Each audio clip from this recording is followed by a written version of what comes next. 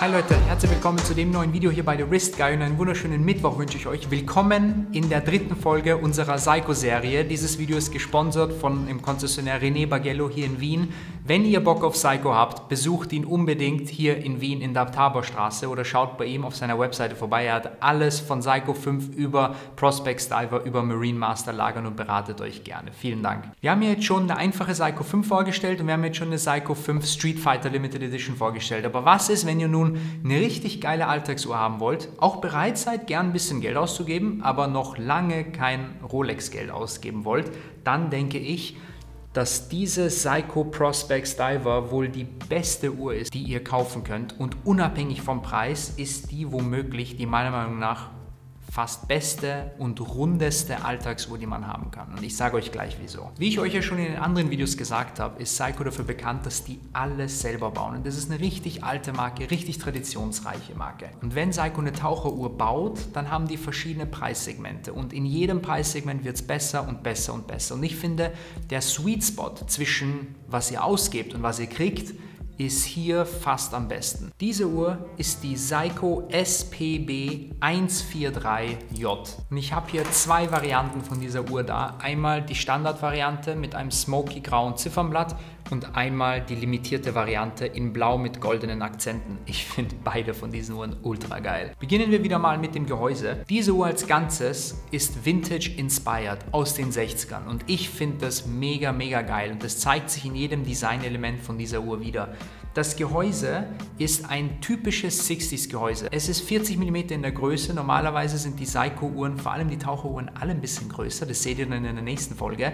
Aber hier hat sich Seiko wirklich zurückgenommen und hat eine Uhr in 40 mm rausgebracht. Und das ist so eine geile Größe. Bitte glaubt mir, das 40 mm ist einfach der Sweet Spot. Die Bandanschlüsse fließen richtig in das Gehäuse rein. Wenn ihr da jetzt ein Metallband drauf habt, was genauso breit ist wie das Gehäuse, dann hätte diese Uhr ein integriertes Design. Lasst mich das ungefähr so erklären. Die Oberseite ist satiniert, die Seiten sind auch satiniert, aber hier haben wir jetzt eine polierte Kante, die hatten wir bei Seiko 5 nicht, weil hier haben wir einen kleinen Preissprung.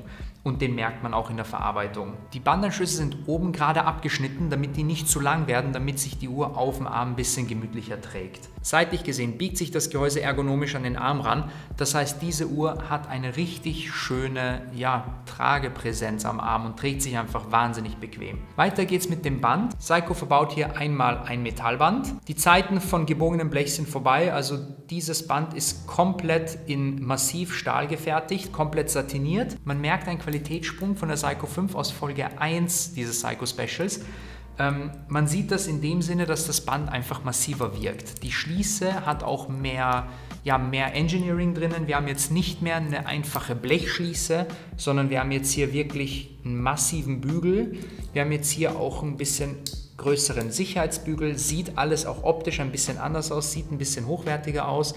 Und hier haben wir noch eine Tauchverlängerung, die ich auch ziemlich cool finde, weil das einfach zu einer echten Tauchuhr dazugehört. Eine Tauchuhr ist keine Tauchuhr, wenn sie keine Tauchverlängerung hat. Die klappt ihr einfach hier aus und dann hakt sich das so ab und dann habt ihr hier eure Tauchverlängerung. Ist relativ easy wieder zum Einklappen und dann habt ihr das Ganze. Okay, jetzt habe ich es verschrien. So, jetzt geht's wieder. Abgesehen davon habt ihr in der Schließe hier 4 kleine Pins, damit ihr die Uhr noch fein regulieren könnt. Natürlich hätte ich mir ein On-the-Go-Adjustment eher gewünscht, eines, wo ihr kein Werkzeug braucht, aber bei dem Preispunkt kann man eigentlich nichts anderes verlangen. Wir haben eine ungebrandete Krone, finde ich richtig geil, weil das spielt nochmal richtig in den tooligen Charakter von der Uhr wieder und macht dieses ganze Toolwatch-Ding einfach viel runder und ich finde, diese Uhr strahlt einfach Toolwatch aus. Wir haben keine Kronenschützer, spielt wieder zum Vintage-Flair hin, also dass diese Uhr früher auch keine Kronenschützer hatte und die jetzt auch keine Kronenschützer hat und ich finde, das sieht einfach mega geil aus. Was ich an der Uhr besonders feiere ist, was bei Seiko leider nicht selbstverständlich ist, dass wir eine Krone auf 3 Uhr haben und nicht auf 4 Uhr wie viele andere Tauchuhren, sondern auf 3 Uhr. Ich finde das cool. Das macht die Uhr ein bisschen europäischer vom Feeling her und dadurch kann man die Uhr auch besser vergleichen mit einer Rolex oder sowas, vor allem im Tragegefühl. Die Uhr verfügt über eine schwarze Lünette und die ist nicht aus Keramik, die ist nicht aus Alu, die ist aus Edelstahl. Edelstahl mit einem schwarzen Finish. Da bin ich mega gespannt, was mit dieser Lünette mit der Zeit passiert. Ob da Kratzer reinkommen oder nicht, aber sie kann auf jeden Fall altern. Die Farbe kann leicht zu einem Grau werden, die Lünette kann Kratzer kriegen. Das ist geil, weil dann kriegt die Uhr einen Vintage-Flair und das ist geil. Das Ziffernblatt ist wie immer bei Seiko der absolute Star der Show. Also wir haben hier einmal, und das ist glaube ich mein Lieblingsblatt, so ein Smoky Grau. Das ist so ein richtig rauchiges Grau mit einem Sonnenschliff drauf. Hat einen mega geilen Kontrast zu dem dunkelgrauen Stahl und zur schwarzen Lünette. Es wirkt einfach unfassbar schön, das muss man mal in echt gesehen haben. Die Lünette hat 120 Klicks, hat eigentlich eine relativ satte Lünetten-Action. Nicht so geil wie eine Submariner, muss ich zugeben, aber die Uhr kostet halt auch ein Achtel von der Submariner, muss man auch zugeben. Leider schafft es auch hier mal wieder Seiko nicht, die Lünette perfekt auszurichten. Würde mich wundern, wenn sie es hinkriegen würden, aber das ist mittlerweile so ein, ja, Seiko-Special, wenn man so will. Kriegt man einfach bei einer Seiko-Uhr so mitgeliefert. Ist normal. Das Ziffernblatt hat angebrachte Indizes, nicht gedruckt, sondern angebracht, voller Lumen. Die Zeiger sind ein bisschen dicker, auch voller Lumen. Und was ich geil finde, ist, dass sie hier kein anderes Design nachmacht. Wir haben hier keinen Snowflake-Zeiger, wir haben keinen Mercedes-Zeiger. Es ist ein eigenständiges Design, ein komplett eigenständiges Design. Wir haben kein Dreieck auf 12 Uhr oder sowas. Und dadurch bekommt die Uhr wahnsinnig viel Eigenständigkeit. Und ich finde das geil, weil, ganz ehrlich, eine Sub nachmachen kann jeder, kein Ding. Aber wirklich ein eigenes Taucherdesign zu entwickeln, wo es schon so viele etablierte Designs gibt, ist nicht so einfach und ich finde es cool, dass das Seiko das so übernommen hat und nicht zu sehr homagig geworden sind. Weil die Uhr ist ein Hommage an eine 60s Diver Seiko, aber sie übertreibt es nicht. Wir haben hier kein Gilt-Ziffernblatt, wir haben keine falsche Patina, wir haben hier kein absichtlich gealtertes Alu oder irgendwie sowas, sondern die Uhr ist schon durch und durch modern. Sie leiht sich nur Designelemente von früher aus. Erinnert mich stark an eine Tudor Pelagos zum Viertel des Preises. Und ein bisschen mehr Emotionen, finde ich. Wir haben hier auch ein Datum auf 3 Uhr, weiß hinterlegt, unterstützt auch nochmal den tooligen Charakter von der Uhr, passt, finde ich, wunderbar. Man kann das Werk nicht durchsehen, wir haben einen geschlossenen Gehäusedeckel mit so einem Seiko Wassertauch-Logo drauf. Keine Ahnung, sieht ganz cool aus. Das Gehäuse mit Lünette und Glas und so weiter ist 200 Meter wasserdicht. Keine vollen 300, leider, aber passt völlig, ist auch voll ISO-zertifiziert. Passt wunderbar. Als Werk verbaut hier Seiko das 6R35er Werk. Es ist ein Mid-Range-Werk, passend zu genau dieser Uhr. Wir haben Sekundenstopp, was geil ist. Wir haben Handaufzug, was geil ist. Es ist ein Automatikwerk natürlich. Was wir aber auch haben, was ziemlich geil ist, sind 70 Stunden Gangreserve. 70 Stunden. Das ist ziemlich geil. Das kriegt ihr bei so manch anderer Uhr in diesem Preissegment nicht.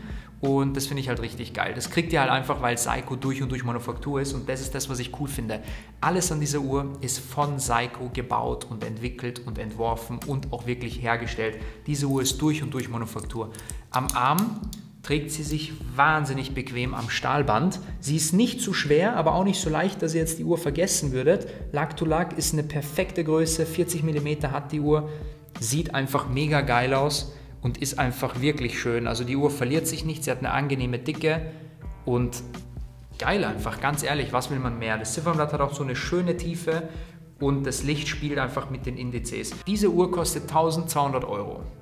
Und für das, was diese Uhr kostet, kriegt ihr, glaube ich, keine bessere Alltagstool, Do-it-all, Go-everywhere-Uhr, wenn ihr wisst, was ich meine. Ihr könnt mit dieser Uhr schwimmen, arbeiten, Desk-Diving machen. Zum Anzug würde ich sie jetzt nicht tragen, aber zum bisschen eleganteren Look könnte man sie tragen. Diese Uhr sieht auf jedem Band mega geil aus, sieht man hier an der Limited Edition. Zu dieser Uhr komme ich gleich. Also ich finde diese Uhr einfach durch und durch mega, mega geil. Die limitierte Variante hat ein blaues Blatt gepaart mit der schwarzen Lünette. Das gibt dem Ganzen ein bisschen mehr Dynamik und sie hat Goldakzente. Das heißt, dieser Diver 200 Meter Spruch ist in Gold gehalten und der Sekundenzeiger ist in Gold.